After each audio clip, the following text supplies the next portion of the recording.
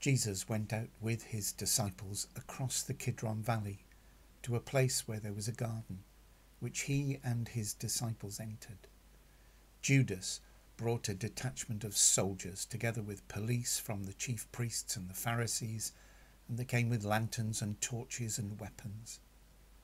Then Jesus, knowing all that was to happen to him, came forward and asked them, "For whom are you looking?" They answered, "Jesus of Nazareth." Jesus replied, "I am he."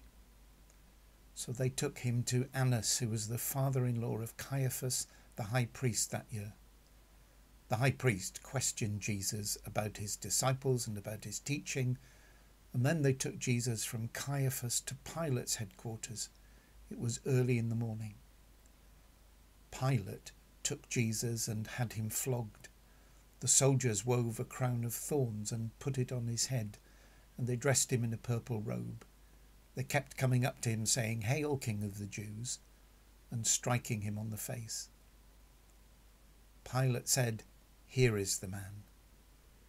When the chief priests and the police saw him, they shouted, "Crucify him! Crucify him!" Pilate said to them, "Take him yourselves and crucify him.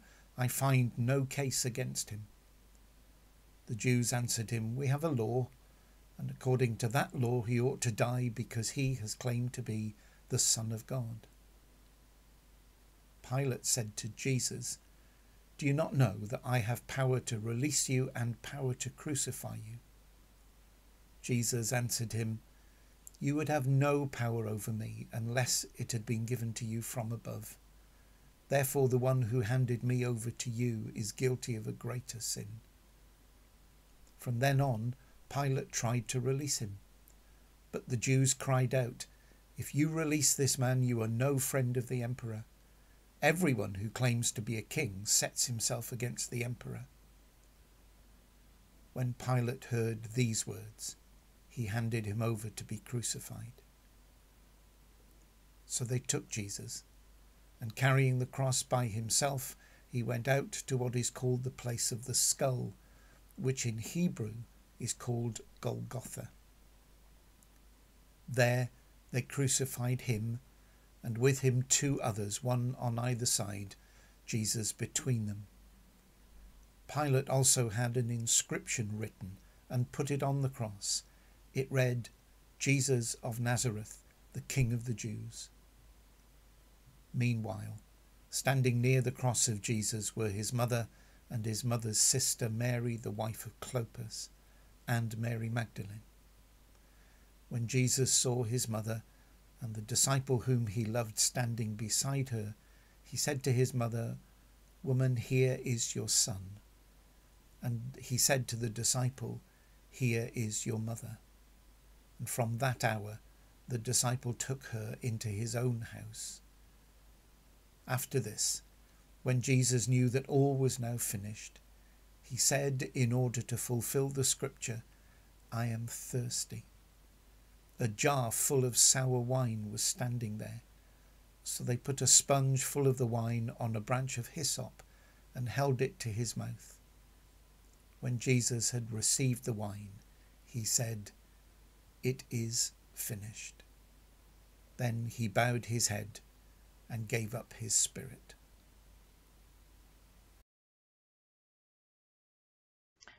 Hello, my name's Andrew Ville. I'm the chair of the Methodist Southampton District. It's good to be with you on this Good Friday and offer some reflections. You've heard just a few words from John's Gospel about the events leading up to the crucifixion of Jesus, and I want to share some reflections as if I was someone who was there in the crowds, moving with Jesus across those last few hours of his life. It was many years ago. I was a young man, although age has not dimmed my memory. But I remember so clearly those events which led to the crucifixion of Jesus.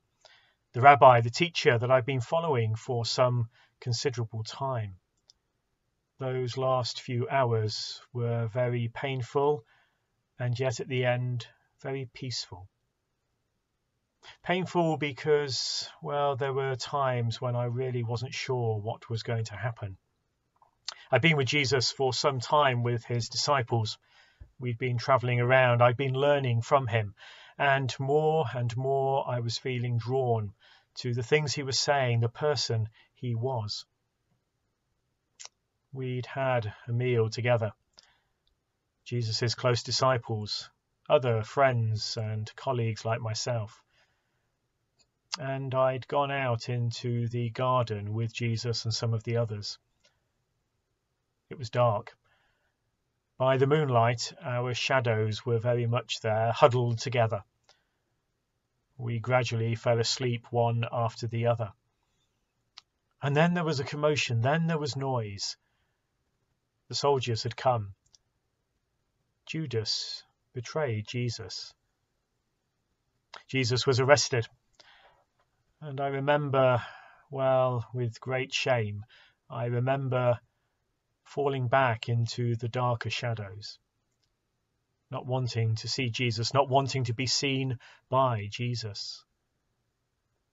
And for the next few hours, for the next day, those shadows really became my close companion. In the courtyard, some of us were really hiding behind other people. The firelight was there. There were shadows being created. I was hiding in those shadows. Hiding because people were questioning me as they were questioning other people they thought were with Jesus. I didn't want to admit that I knew him. I didn't want to admit that I was a friend of his, that I'd been with him in the last few weeks and months of his life. And then we heard the news that Jesus was to be crucified. There'd been a trial, well, a mock trial really. But I kept to those shadows. I kept very close to the walls of the city. I didn't want to be seen, and yet I felt myself drawn in closer and closer to all that was going on. I wanted to find Jesus. I wanted to search him out. I wanted to get as close as I could to him, but I didn't want others to see. And then Jesus was taken with others to that place of death. He was put on the cross. The sun was high in the sky. The shadow of the cross was falling across all of us who were huddled there together. As the sun went lower in the sky, the shadow of the cross fell right across us. And we realized we were standing in the shadow of the cross. We looked up into the face of Jesus. Looked up into the face of the one who, through his eyes, was saying he still loved us. He was still a friend of ours, even though we had, well, really deserted him. We had wanted nothing to do with him. And then he breathed his last. And everywhere became one big shadow. And it was cold. And I felt alone. And yet I remembered looking into the eyes of Christ hanging on that cross. And what I saw there, the love, the compassion, it really warmed my heart. It brought a light into my heart. And I knew that everything was going to be all right. Those events of that day stayed with me, have stayed with me for the rest of my life. I found that I've journeyed with others, that we've carried on talking about Jesus and the events that would take place in the days after. And yet in that moment, as the shadow of the cross fell over me, I knew what it was to be loved by God. To be loved, to be forgiven, and to be given strength for the rest of my life, my own days. I've tried to honour that in the years that have gone by since, but I will never forget. Never forget the shadow of the cross falling over me.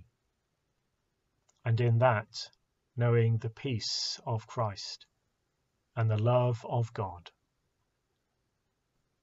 May that same peace and love be yours this day and forevermore.